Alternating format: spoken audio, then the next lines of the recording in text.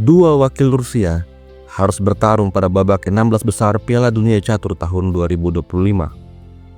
Dan pengantin baru Andrei Sipenko keluar sebagai pemenangnya. Di game ini, akurasi Sipenko mencapai 91,4%. Permainan dimulai dengan E4, setelah E5, kuda F3, lalu Alexei Grebnev mengembangkan kuda F6, Petrov Defense atau pembukaan Rusia. Kuda makan pion, pion usir kuda mundur, kuda makan pion, lalu tantangan pertukaran kuda. Alexei Grebnev tarik mundur kudanya, setelah itu Sipenko mendorong D4. Gajah E7 persiapan rokade, lalu gajah F4. Setelah hitam rokade, Sipenko mainkan menteri D2, membuka opsi untuk rokade sayap menteri. Grebnev merespon dengan A6, lalu gajah ke petak D3. Sipenko membuka opsi untuk rokade sayap raja. Selanjutnya, Grebnev menempatkan bentengnya di petak E8. Di posisi ini, Andrei Sipenko rokade pada sayap menteri. Sebuah pertarungan yang penuh baku hantam akan terjadi. Alexei Grebnev langsung mendorong pion B5, persiapan untuk badai pion di sayap menteri. Maka Sipenko membalas, dia mendorong H4, membuat badai pion pada sayap raja. Selanjutnya gajah fianchetto, lalu pion H5. Setelah B4 usir kuda, maka kuda E2. Dengan demikian, Andrei Sipenko bisa menempatkan seluruh perwiranya berkonsentrasi menyerang di sayap raja. Di posisi ini, Alexei Grebnev tidak melanjutkan badai pion. Dia memilih kuda D5. Kuda yang seharusnya menjaga pertahanan dipaksa untuk bertarung. Langkah ini tidak akurat. Sipenko tempatkan benteng H3. Setelah itu, Alexei Grebnev kembali membuat kesalahan. Dia menukar kuda dengan gajah. Hal ini membantu menteri naik. Dengan demikian, seluruh perwira-perwira putih tepat mengarah pada sayap raja. Di sisi lain, perwira-perwira hitam masih pasif dan belum banyak pergerakan.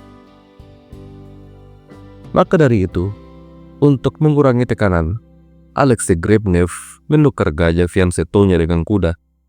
Lalu, menteri makan gajah, benteng hitam terancam.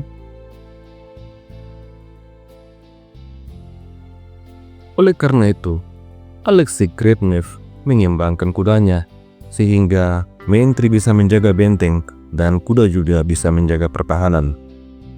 Direspon dengan kuda G3. Setelah itu, gajah G5 skat, raja geser B1, lalu kuda F6 menjaga pertahanan. Di posisi ini, Andrei Sipenko menempatkan menteri F5, serangan pada pion dan juga gajah. Maka gajah mundur H6, lalu Sipenko mainkan kuda ke E4. Taktik removing the guard, bersiap untuk menghantam pion A7. Kuda makan kuda, lalu gajah makan kuda. Serangan pada benteng dan juga pada pion H7. Di posisi ini, langkah terbaik untuk hitam adalah benteng makan gajah.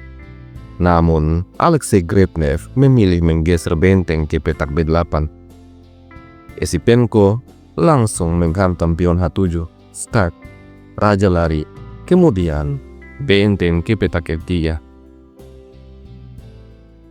Grebnev mainkan menteri G5, tekanan pada pion, lalu Sipenko memberikan ancaman skakmat. Pion tidak bisa makan gajah. Jika menteri makan pion, maka benteng makan pion, skakmat. Apabila pion didorong, maka menteri H8. Setelah raja lari, benteng E1, raja lari, dan gajah makan benteng. Raja bisa lari, kemudian gajah C6, skakmat. Tentu saja, Alexei Grebnev memainkan langkah terbaik. Raja lari, namun kemudian gajah makan pion. Benteng kemudian serang gajah, tapi menteri E4. Raja dipukul mundur ke petak D8. Setelah itu, Esipenko mainkan benteng E1.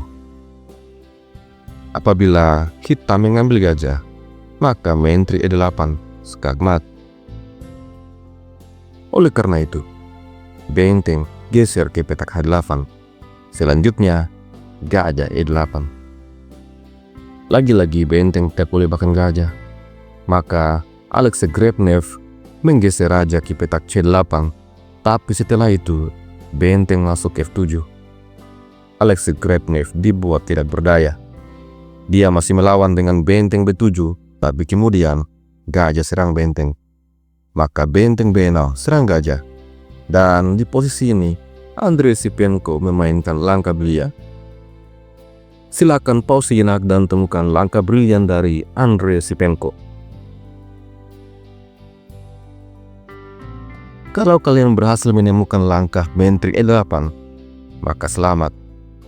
Langkah yang begitu brilian. Karena jika benteng makan menteri, maka benteng makan benteng skak. Setelah menteri menutup, gajah skak, raja harus lari, dan menteri makan benteng. Setelah raja ke petak B7, putih unggul 1 perwira.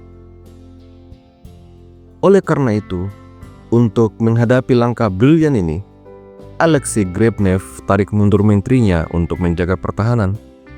Selanjutnya, menteri makan menteri, benteng makan menteri, kemudian D5 menjaga gajah. Grebnev kemudian mainkan raja B8. Setelah itu, Esipenko mendorong F4, bersiap untuk mengurung gajah.